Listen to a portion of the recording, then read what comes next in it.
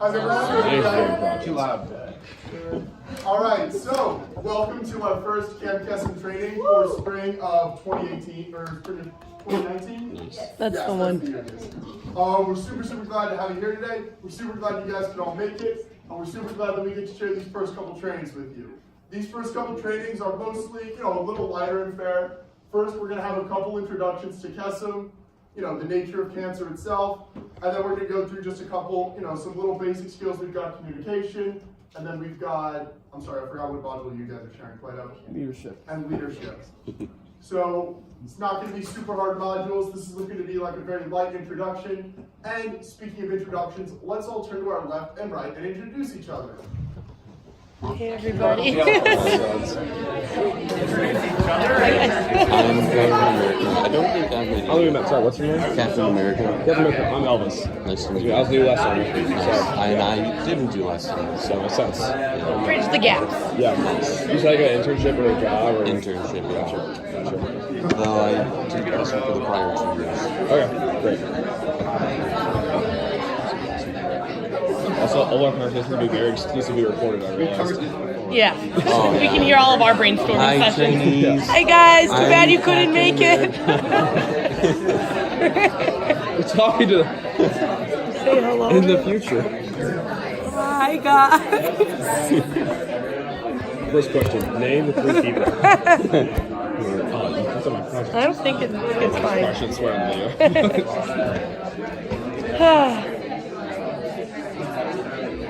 Elvis, what year are you? I'm a junior. Yeah. So last summer was my first summer. Oh. I'm assuming you're a senior too. Yeah.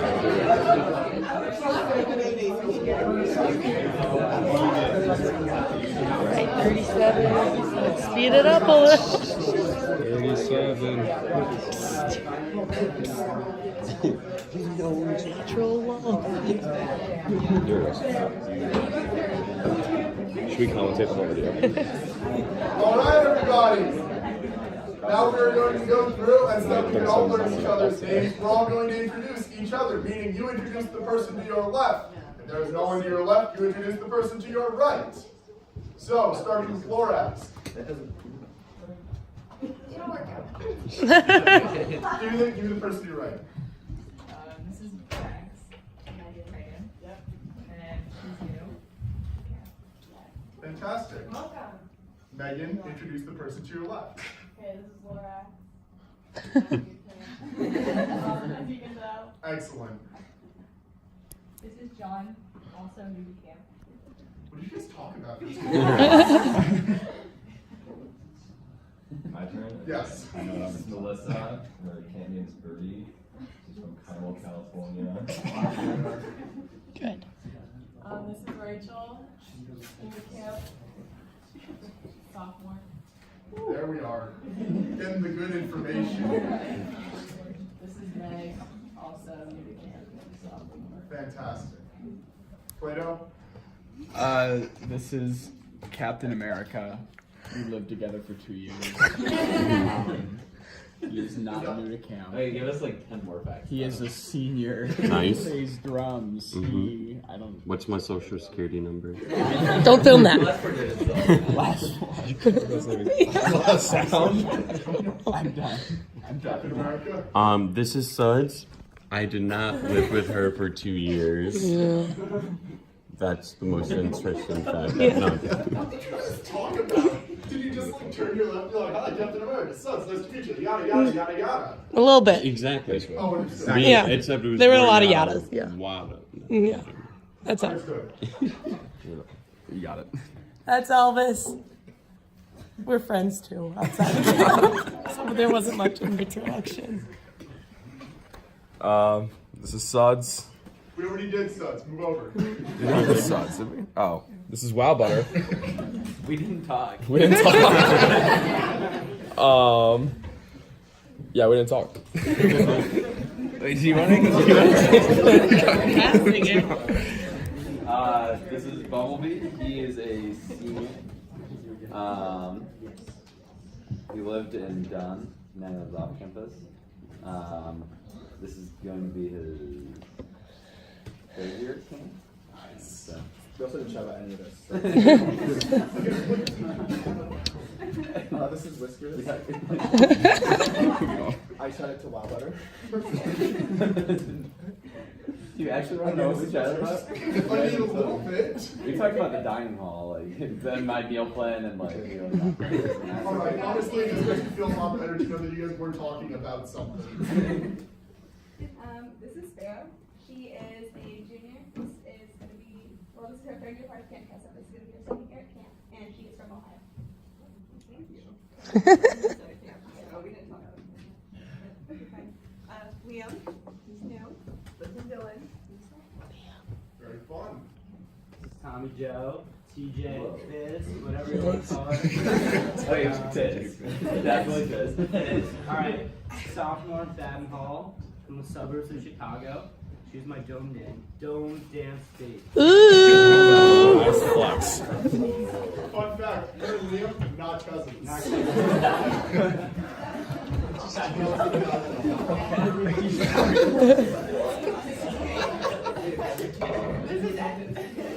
No, but he thought she was my cousin. Wait, what? Her other cousin told me, because I know her other cousin, and Bridget had told me that she had another cousin who went here who was a guy, and then I saw that Fizz and Liam were super tight, so I was like, ah, that's the other cousin.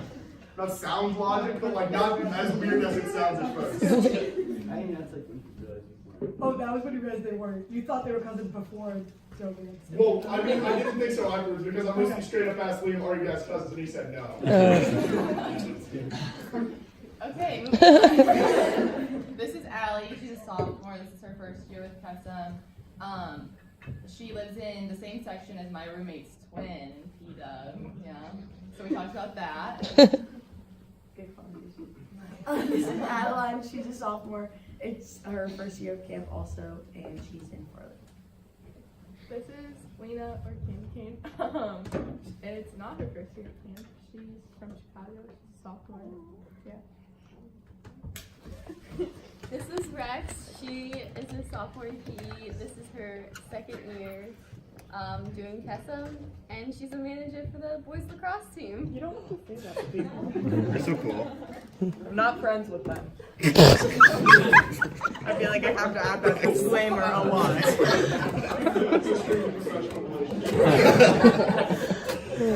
This is Wednesday. She's currently wearing a Steve Irwin shirt that I bought her because she loves him. Happy birthday. You guys just met. Yeah. She's like really cool apparently. She also lives in the same section of me in my dorm. Apparently in the same room.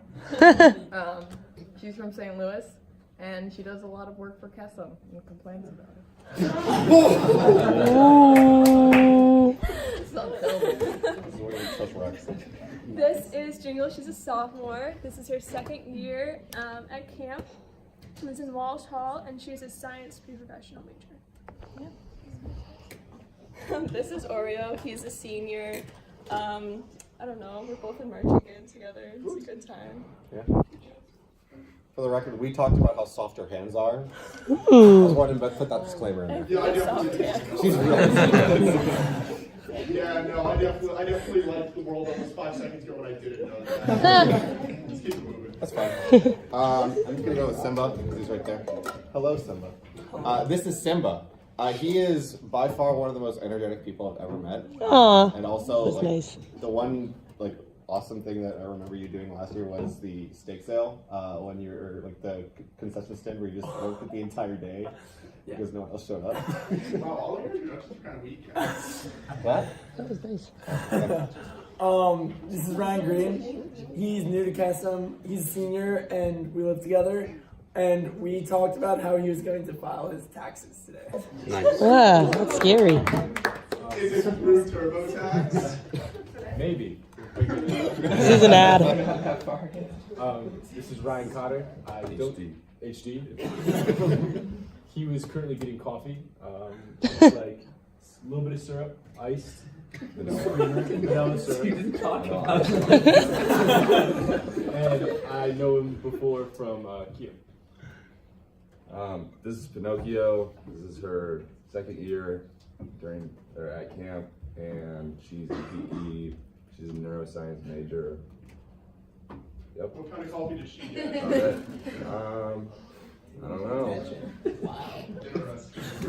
Probably nice coffee. I don't know who this is. It also has coffee. I got it. Pat Herman. There you go. I'm guessing it's his first year at camp. Yep. All right. Wait, Pinocchio, what's an HD's coffee? It's a venti vanilla iced coffee. Right on. Yeah. This is Puddles. I think he's a sophomore, right? I think it's his second year at camp. He came in Puddles after. just got here. He came in after. So I'm kind of guessing. Yeah, you did really good work trying to cover for him. I appreciate it. This is Connor. Tim Duncan Hall, sophomore, first year at camp. We live in the same section, and our majors are way too close together because we can't function. This is Splat. She's a sophomore in Clarity. I'm trying to think, what embarrassing story should I share? None of them. And we were talking about how Puddles couldn't figure out how to get into Newland Hall. Wait, Puddles, did you notice anything different about Connor? He's there, yeah, what's I was gonna say, when did you get a cut? Thursday night. For Kesem. Got $100. Woo! Wait, I'm like, Oh, for fundraising. Oh, yeah. I thought this was some sort of like first thing I say. You're the early forces. I can get that. Yeah. It's like so. I think it was this. Yeah, I remember that. This is Shelby, also a sophomore in Welshtown, and she got me some coffee this morning, and we were talking about who's gonna eat this coffee cake. We split it. Sorry, sure it's not much. This is Madison. She's a freshman in Lewis, chemical engineering. I mean, you want to introduce Gumby, I guess? Sure, this is Gumby, sophomore in Welshtown, Chag. Yay! Don't we all feel like we know each other? Yeah, you guys are out. Who are you? This is 37, volunteer coordinator, senior, physics major. That's it. Enjoys eating vegetables for breakfast. Does not email. What's his real name? Joe Lovato. Hey everybody, this is my local volunteer co-coordinator, Ralphie. Her real name is Allison Young. I feel like nobody cared about that. Oh, it's funny. And she is going to go to med school. She's going to be a doctor and save people's lives one day. And she has red hair. That's false. It's a little bit blonde. It's definitely not. Are you colorblind? It's a controversial topic. One side on the debate and it's the wrong side. What are your thoughts, everyone at home? Is it red? All part of the so quiz. everybody, we've all asked you during your interviews, and we've all been talking to you for a long time, so you all probably have a decent idea. But we do want to run through Kesem 101 in a formal training atmosphere, so we all know what Kesem is about, and we all know what we're here to do. So, without further ado, what we're going to do in this training today, we're going to talk about what is Camp Kesem. We're going to talk about our goal. We're going to talk about where we came from. We're going to talk about how we achieve that goal, you know, the effects that we have on the lives of these young children. We're going to talk about the reasons we do that, our operating principles. And then we're going to talk about the structure at camp, which is just a little bit of a look into the camp life for you guys that, you know, it gets a little bit more concrete and a little less fugazi. What was that? Fugazi, it's from Wolf of Wall Street, remember? Well, it's not like we watched that together. What do you mean? Well. What do you mean you weren't there my senior year of high school on New Year's when I watched that with my family? Terrible choice to watch with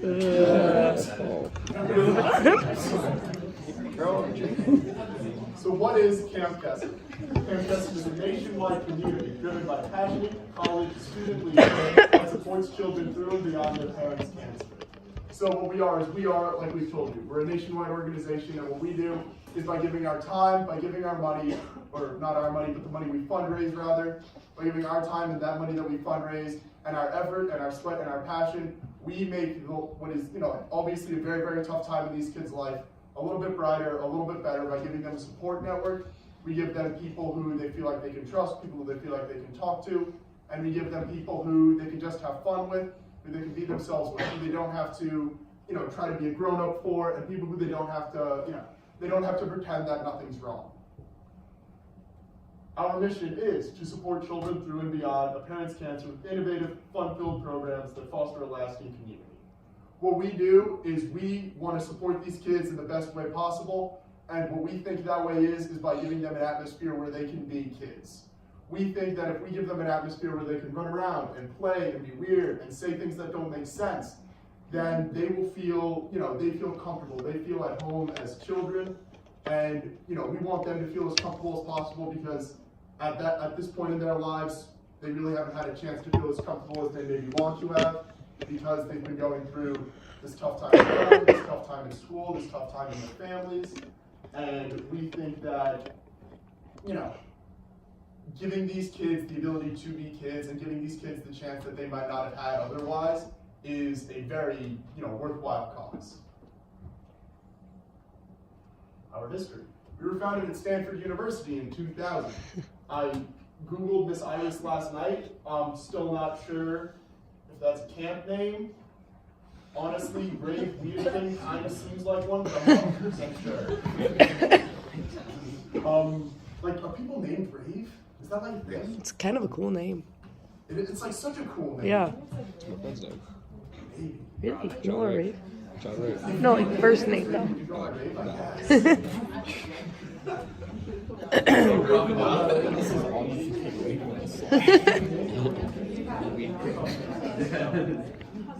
All right. Now, when we were founded as, a club on a college campus just like this.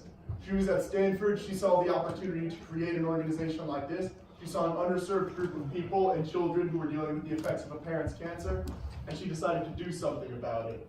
So they started their chapter. Ours started 2 years later in 2003. We are the third chapter. It was Duke or UNC that beat us out? Duke. We are now, so that makes us obviously the third oldest chapter. We've been doing this a very long time. We've been at this, back when it was still sort of like an individual out in the wild thing where we just sort of like did what we wanted and thought was most appropriate. Again, around 2011, they realized that this was a fantastic organization that could really, get some wheels under it. And so they got organized, they got a national directors body who was really motivated to expand the club, to expand the organization. And so since then we've been expanding. I mean, this year we just added, 5 new chapters? And, we're adding, somewhere between 4 and 6 new chapters virtually every year. I mean, we have chapters at, like the tiniest schools you can imagine, like Grand Valley in Michigan, which is a school I found out exists. I applied there. Oh, did you get in? Did you get in? Barely. Oh, I'm so proud. Dodgy question. Yeah.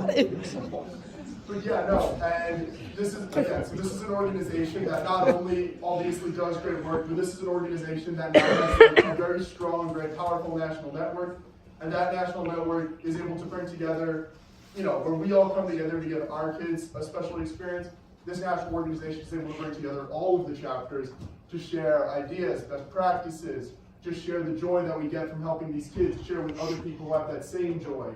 And so this national organization is doing a fantastic amount of good.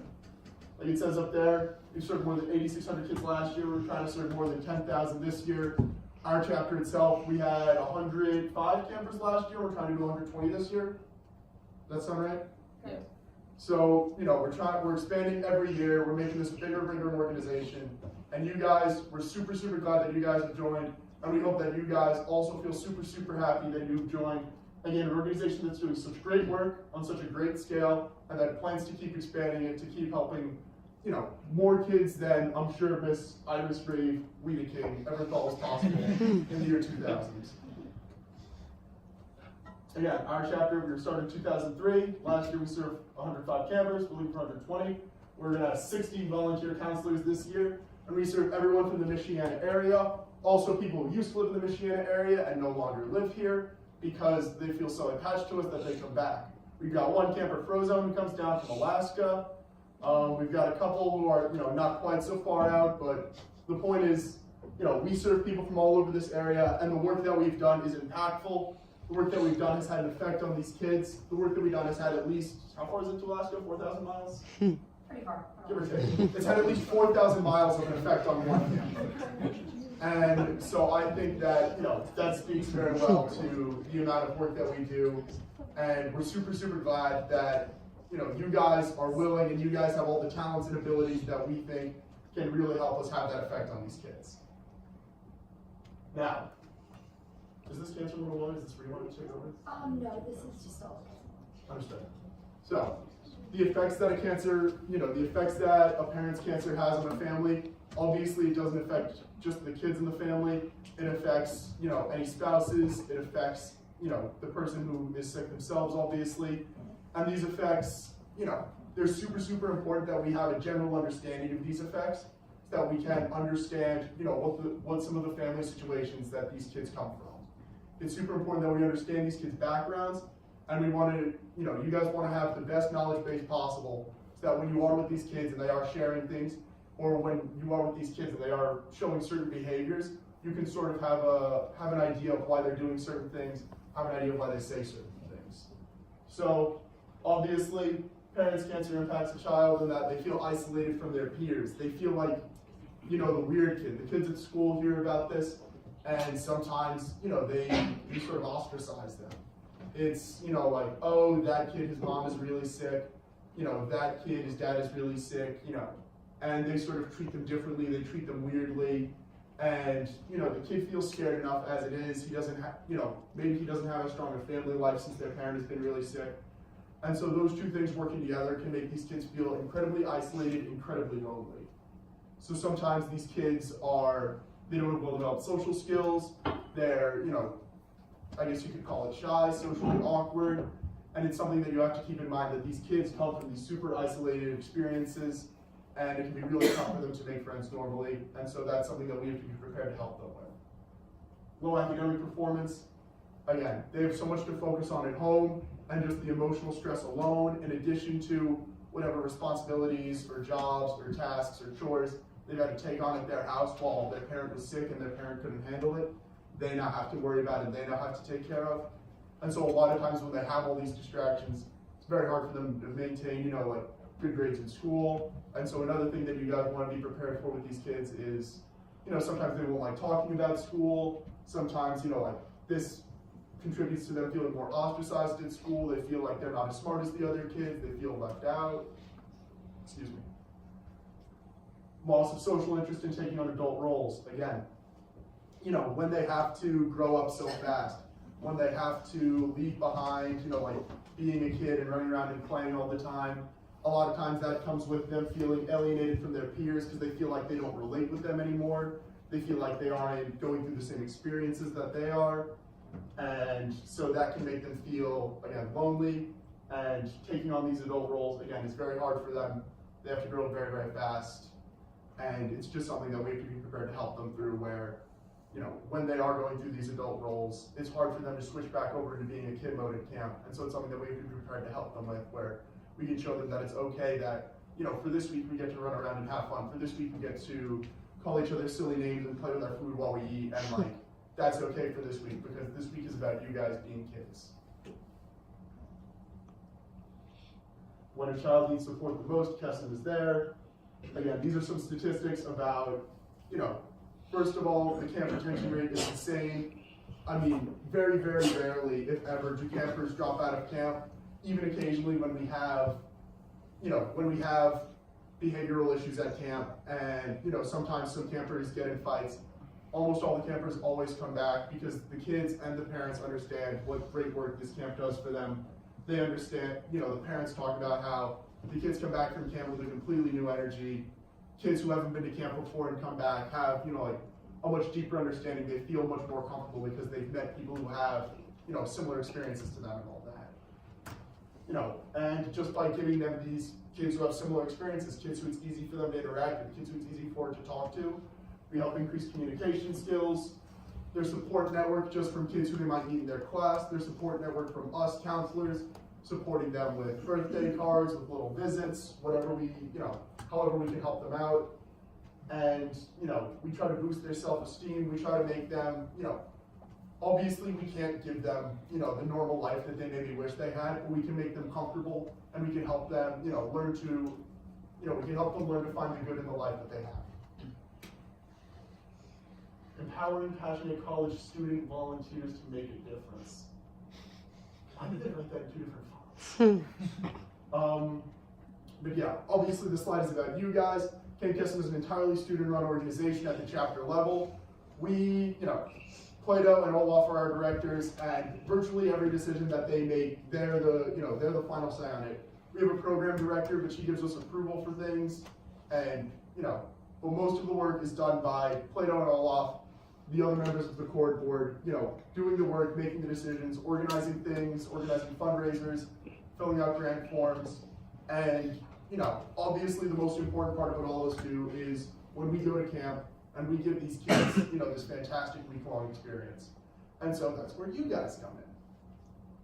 We want you guys to be empowered, passionate college students making a difference. We want you guys to go out there. We want you guys to feel confident in your ability as leaders, in your ability as counselors, in your ability to friends to these kids. We want you to go out there. We want you to be comfortable with them. We want you to be able to socialize with them, and we want you, you know, to have all the skills and, you know, use all of your great abilities that we've seen in your interviews and in meeting you. We want you to use all of those to help these kids have a great week, help these kids be super comfortable, get to know you, and we want them to feel, you know, loved, and we want them to feel cared for and supported. And so there's other statistics here, I guess. Again, we have 105 Kesem chapters. I think that was as of last year. Yeah, now we're up to 120. 123, I think, now with the 6 new chapters. Sounds about right. And again, like I said, this is all us recruitment training. Me and Ralphie have been doing this. You've seen us a lot, connect with families in need. That's outreach, that's Sparrow's job. We have raise funds, that's development. Sorry, Fizz. We have raising funds, that's development's job, that's Make the Magic's job, you know. And then we have plan and execute highly impactful camp experiences, that's Ops, that's Wow Butter, that's Midnight, that's Birdie. And we deliver year-round support services, which I guess is now Fizz's job. You know, we as leaders, you know, we want to execute all these things, but really we can't do this all on our own. The most important thing is that you guys are here to serve as counselors, and you guys are here to do the most important job, which is supporting these kids and giving them an impactful camp experience. These are the list of chapters. I'll leave it up here for 30 seconds. If you want to scream anything interesting about any of these universities, go for it. It just says Notre Dame. Yeah. Because our chapter name is technically Camp Kesem Notre Dame, whereas at a lot of them it's like Camp Kesem at University of North Carolina. I like ours better. I do It's too. like CKMD. Yeah, it's a cool, like, CKM. exclusive club thing. I feel like we need that, like, you know how like sports teams do like overlaying letters? I feel like we need to do that for CK. But Cool Letters is probably committed to do that, right? Yeah. Do like Olympic style, kind of like Where's Adeline? Well, guys, I'm working on that design for me. I'm not in a position for anything artistic. So does anyone have anything interesting to point out about any of these chapters? No. Right on. Let's keep moving. Wisconsin. Preparing leaders to change the world today. Preparing tomorrow's leaders to change the world. But again, we hope that you guys will join these very vague general statistics that say that you guys have an impact, that hope that we have, you know, an impact on. We hope we can develop your interpersonal skills. We hope we can help you develop empathy, and then we hope that these kids can also help you develop empathy, interpersonal skills, you know, like understanding of other people, communication skills. And we hope that, you know, through this you realize that not all philanthropy is like, you know, stuffy suits in boardrooms, like deciding which charities to give checks to. Like, philanthropy is like fun, and philanthropy is giving money, philanthropy is giving time, most importantly, time to, you know, serve these kids and time to make a difference in their world. And we hope that you will be one of the 98% who intend to continue philanthropic work after college. And also we hope you will join, I mean, I think this is just all 6,000 Kesem alumni, right? I don't think they did like a survey that asked if they're positively contributing to it. That'd be very interesting survey. Has everyone read the fun quote? Yeah. Understood. We are the largest provider of support services to this underserved population in the United States. Again, as it said on one of the earlier slides, I can't really name another organization that does the work that we do specifically. So if one of you finds one, let us know, and then we can brag to them about how much larger we are than them. Because I'm told that we are the largest provider of support services. Kesem's values. You know, these are how we think we can give these impactful camp experiences to these kids best. So, core values. We are optimistic. We have a lasting and positive impact. We empower others. We care deeply about the work we do, and we are grateful. This is a huge, fun privilege that we get to take part in. Hanging out with these kids, giving them this camp experience, and helping support them is an enormous privilege. It's something that, again, you know, you guys applied for. It's something that you guys interviewed for. It's something that you guys have had to prove that you're like talented, capable, loving, caring people in order just to have this opportunity. And we want you guys to keep in mind that this is incredibly fun. And what we want to do is we want you to go to camp and we want you to come with a positive, fun atmosphere. I know I'm saying this in like a very straightforward, flat tone, so it sounds much less fun than it is. But like, come on, it's camp. Like, we're all going to summer camp. You guys all went when you were little. Like, it's so much fun. You run around, you swim, you play, you throw paint on each other, you make friendship bracelets. Like, this is supposed to be a tremendously fun experience. And we want all of you guys to do that. And mostly I'm saying it like this because I need people to smile right now.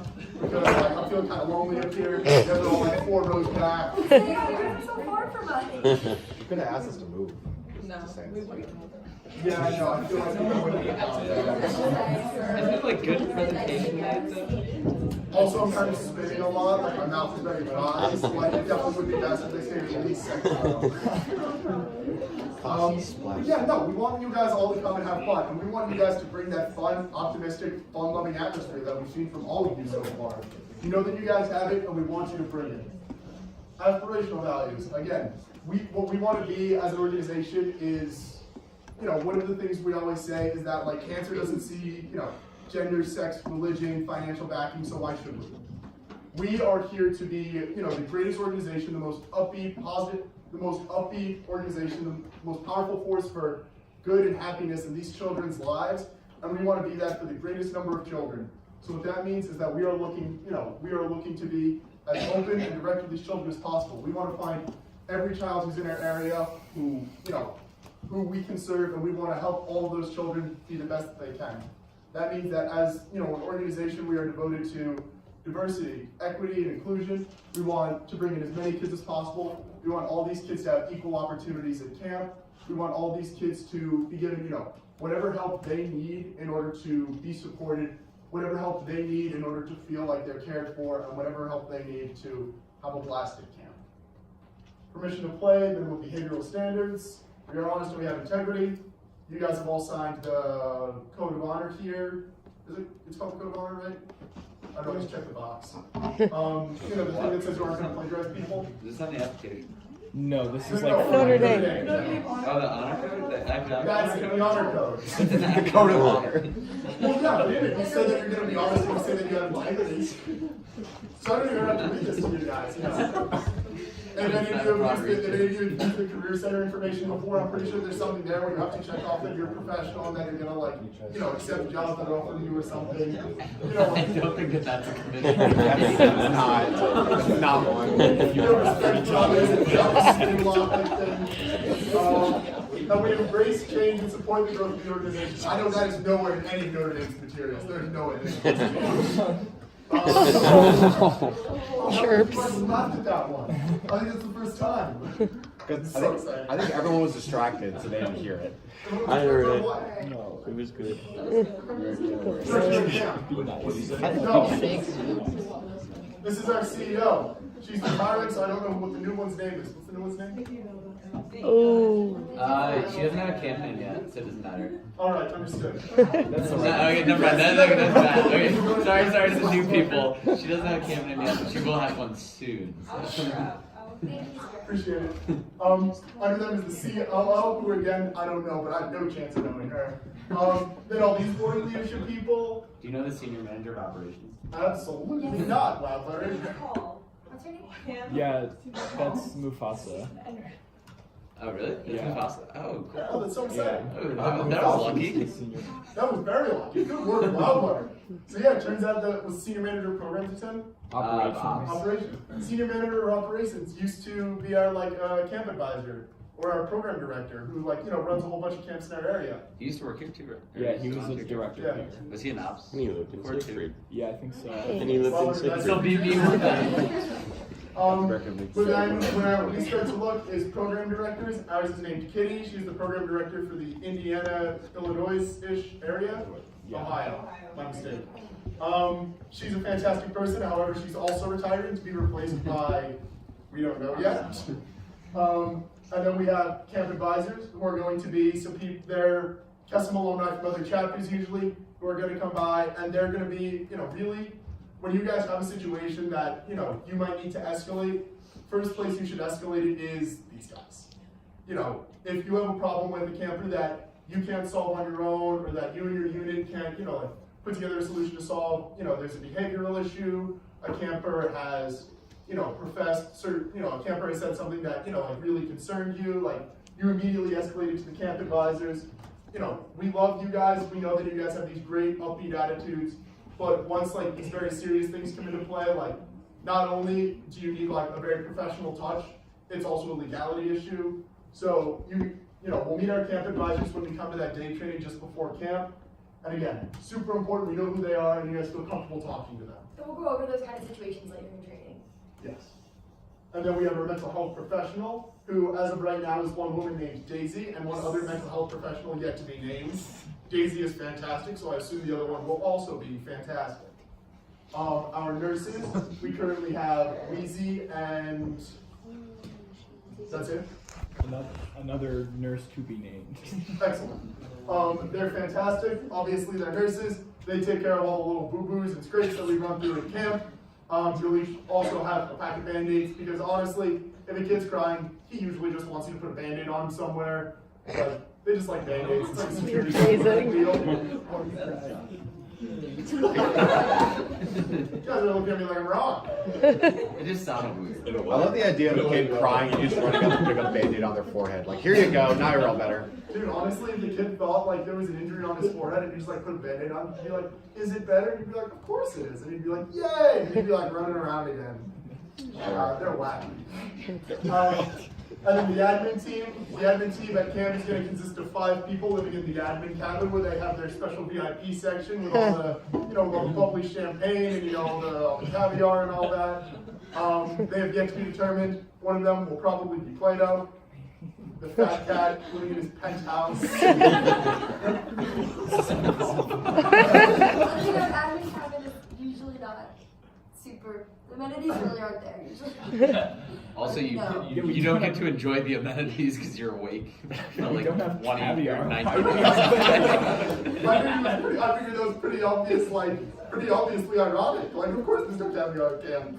I feel like we need Except in the admin cabin. I thought they had. What? They have caviar. I mean, No, only the camp advisors. I've never made a wild butter, but yeah. And then we have our unit leaders. Oh, well, I guess the structure overall is you'll be broken up into units where each unit consists of boys and girls from a certain age group, ranging from 7 to 9-year-olds to then the oldest teens who are 16 to 18. And so those units will be led by unit leaders who are usually returners. They'll just be the ones who have your schedule, who sort of take the overall direction. They make the small day-to-day decisions in your unit. And then there's going to be program and cabin counselors. The cabin counselors are you wake up in the morning with your unit, you take your unit around to morning rotations, you go through all the fun activities with them, you eat meals with them, it's a very good time, it's a good gig. Program counselors are, you wake up in the morning with your unit, during the morning, or you'll be asked to go down and man one station, all the cameras will rotate, different units will rotate through your station, you run them through a game, or arts and crafts, or a newspaper fashion show is very, very popular. Excuse me. And, then back in the afternoon, you'll either run another program or you'll rejoin your unit. And that's just sort of, the brief overview of what the command structure will look like for you guys, for new people and for most returners. You're going to be listening to a unit leader, and your unit leader will be told things by admin cabin, and all three of these people will feel very comfortable taking any issues to the camp advisors. Roles and responsibilities at camp.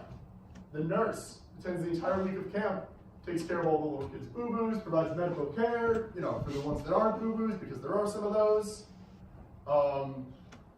And then if you guys have any questions about, like the health of a camper, like if a camper has any prescriptions, or a camper has any chronic illnesses that you're not 100% sure how to deal with, or, you feel uncomfortable with, the nurse is there to help you out. She's there to, give you advice, help you through it, talk you through it, give you counsel. The nurse is also in something what's it called? She's compliant, that's the word. She's compliant with something we call Rule of 3. And what that rule is, which really probably should be earlier on before that, you are never alone with a camper. There will always be 3 people, whether it's 2 campers and a counselor, 2 counselors and a camper. Campers are never alone, and you're never alone with a camper. That's a liability thing, that's a legality thing, really what we're looking for is that, all of us are Rule of 3 compliant just to cover, any possible liability we have, and that includes the nurse. The nurse is great, like I said, Weezy's a phenomenal person, she's like a very nice, caring lady, so this is really it. The health professional is very important because of the nature of, just the nature of what we do. Obviously, these kids really do need, sometimes these kids need, support from a professional where we can, provide the support or talk with them about their issues or talk with them about, any coping mechanisms that they may have or they may need. And so the mental health professional, again, will attend the entire week of camp and she'll act as a consultant for all of us, not only for consulting on camper issues, but for consulting on your own mental health. Like, this is a lot of fun. It's a really great time that we get to run around and play with all these kids. But again, a lot of these kids do have some very, some sadder stories that happened in their lives, and they're going to share these with them. And a lot of times that can be stressful, that affects you just as much as it affects the camper telling the story sometimes. And so it's really important to us that you guys feel comfortable, you guys feel, safe going to Daisy and going to our mental health professionals and telling them, like, this is how I feel, like, I don't know, like, I'm feeling really stressed out, like, and just talking to her. And she's there to help you guys. And then, obviously, another big part of her job is helping these campers. So if you feel that, well, first of all, if a camper, expresses any sort of, potential self-harm, if a camper expresses any sort of, like, very serious issue, like, immediately bring them to the mental health professional, and then she'll take care of, she'll start doing, the work that she's trained to do, because we don't expect you guys to be able to deal with those issues, and we expect you guys to, understand when these issues need to be taken up a level. We'll go over more of that in training later as well. And then in addition to that, if there's any sort of like emergency, if there's any sort of issue that needs to be taken care of very, very quickly, she's on call for it. Again, she's never one-on-one with campers either. And, mental health professionals, the position is pretty fluid, but this is pretty much it. And again, she's a mandated reporter. So again, like we'll go over this in the day before training, but what that means is that if there is any sort of, if any child reports any sort of issue that may endanger their safety or the safety of others, whether that's a situation at home, a situation at camp, a situation, of their own mental state, she's required to, talk to proper authorities to make sure that, we take care of everyone's safety as best we can. So are we. Yeah, we're also mandated reporters. We're also mandated reporters. And so what that means, we'll get into that more later, but it's an important thing to keep in mind. And just one more thing, kind of the last point of this slide I think is super important, not just for the MHU, but for us. We are not therapists. Our goal is to not be therapeutic for these kids. It's not our role to provide therapy or be caregivers. We're here to support, but we're not here to kind of provide that extra level of therapy. That's not really what Camp Kesem is about. So just keep that in mind. As much as we're trying to support kids, and that is a wonderful thing that we offer as a camp, to be this great support system, we really shouldn't take that any farther and try to provide therapy for these kids, because we aren't trained professionals, we don't really have the background to do that, and we're not really positive what the home life situations of these kids are. So just, that's not meant to be super scary. Just consider that when we say support, we mean kind of support at that level and not a step further as therapy or anything. Fantastic point, Leo. Thank you so much. Hotline operator. I don't know what this does, honestly. I mean, like, the responsibility is clearly lifted here, but you know, like, you are most likely not going to run into the hotline operator. Really, when there is some sort of like severe issue that you have to escalate to the camp advisor, they call into the hotline operator who, you know, fills out paperwork and lets National know what's going down. But again, the camp advisor will be, I can't think of any reason that one of us would have to talk with the hotline operator. You know, it would only pretty much be the camp advisor, so, you know, obviously they have a very, very important role. It's just not a role that will impact you guys. Camp advisors, like we said, these are, you know, like, these are the people who are here, you know, they're, you know, semi-professional in that, like, they're the ones who report to National. They're trained to deal with, again, a lot of these things that escalate sort of, you know, these things that escalate beyond what we're trained for, they're the ones who are trained to deal with it. So if there are, you know, like very severe behavioral issues where, you know, campus behavior is really inappropriate or campus behavior is really unmanageable and is really starting to affect, you know, the week of everyone in your group, bring it to the camp advisor. The camp advisor will, you know, sit down, they'll have a very earnest discussion with the camper. They're trained much better than we will be to have these discussions to, you know, help them deal with any issues that they may be facing. And so really it's super important that we understand that, you know, once something gets beyond your pay grade, bring it to the camp advisors and they'll know what to do. They'll have it, they'll be able to, you know, handle it. Also really important to remember that they are there to be our friends. They're great people, they're Kesem alumni, so a lot of them have been out of school for a few years.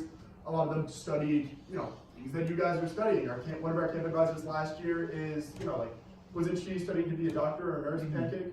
Yeah. You know, so I know that a couple people who are pre-med track or who are bio majors talked to her about that just for a little while. Like, they're nice, normal people. Like, will they be the ones who we go to when, you know, shit sort of hits the fan? Yes.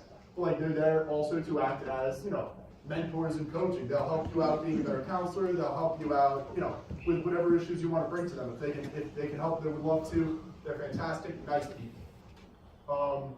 And then again, this is all stuff that we'll go through in other trainings much more in depth, where there's a difference between an incident and a situation. An incident is very, very serious. A situation is not so serious, but a situation could become an incident. You know, we'll get through the specifics of it in a later unit, but they have a very detailed command structure that they have to follow. And so it's something that we have to learn, you know, we have to learn a little bit of just so that we know how to communicate with them in their language. Because, you know, if you radio in and, you know, say like, you know, a camper peed the bed one night and you call in and say, oh, there was an incident, you know, they're immediately going to go into overdrive that, you know, something is horribly wrong. So it's just something where you guys need to learn the language, and we need to learn, you know, that when we call in, we just say that, you know, we have a yellow folder instead of saying that we have an incident.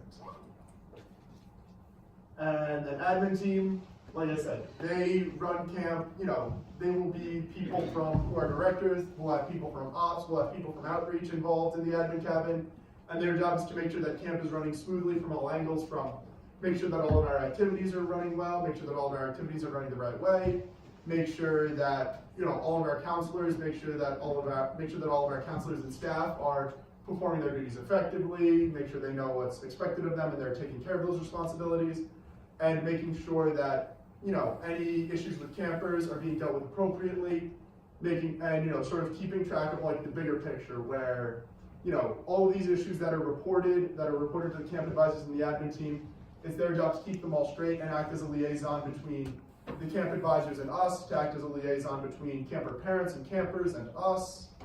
And they do a really, really great job, and they work really hard at it, and they also wake us up at 7:30 in the morning every morning.